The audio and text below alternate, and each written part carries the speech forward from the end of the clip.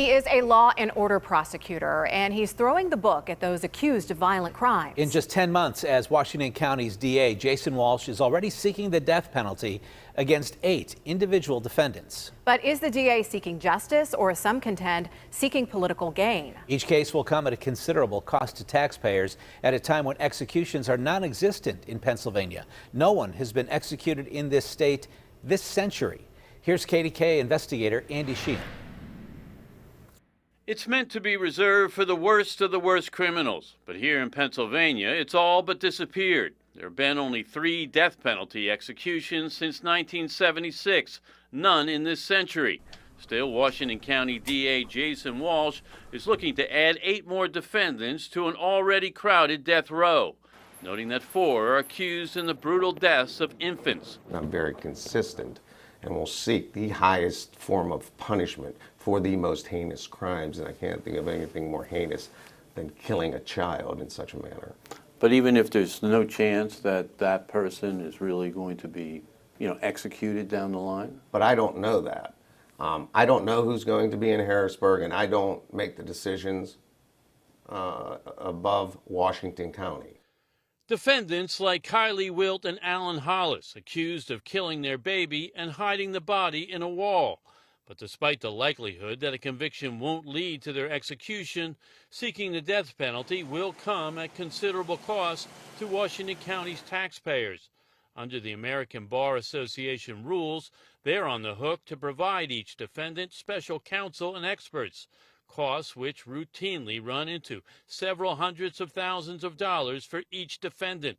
Housing inmates on death row is also substantially more than those in the general population. The way I look at it is I don't put a price on the head of a 2-month-old child. I don't put a price on the head of seeking justice for a 3-month-old baby that was either tortured or beaten to death. But while Walsh is seeking the death penalty against 2 men accused of killing a clerk here in Annalee's convenience store in Denora, he's also seeking the same penalty against one of their alleged girlfriends. Jay Sutton was not in the store, but her DNA was found on one of the bullet casings. Her attorney contends it isn't enough evidence to charge Sutton in the homicide, let alone ask for the death penalty. I don't believe it's a capital case. I mean, capital cases should be reserved for the most egregious of the cases, the worst of the worst. And in Jay Sutton's case, I don't believe that to be the case. You're seeking the death penalty against Jay Sutton. She wasn't even at the murder scene in this case. I'm not going to go into any facts or any specific facts with regard to any specific case, but that was an execution of a man making a sandwich. Mark Bookman, who heads the Atlantic Center organization, opposes the death penalty on moral grounds, but he says Walsh stands out in the state for his overuse of death penalty prosecution and calls his use of these prosecutions political. You talk about a moral problem with the death penalty. I think everyone would have a moral problem with a prosecutor seeking the death penalty for political gain. What about the implication that you use the death penalty to tell the voters, the future voters, that you are a get-tough law and order DA?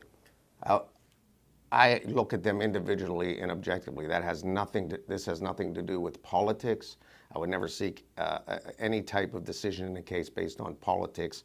If the district attorney is successful, all 8 of these defendants will be sent to death row, where they will likely not be executed, but spend the rest of their lives at considerable cost to the taxpayer.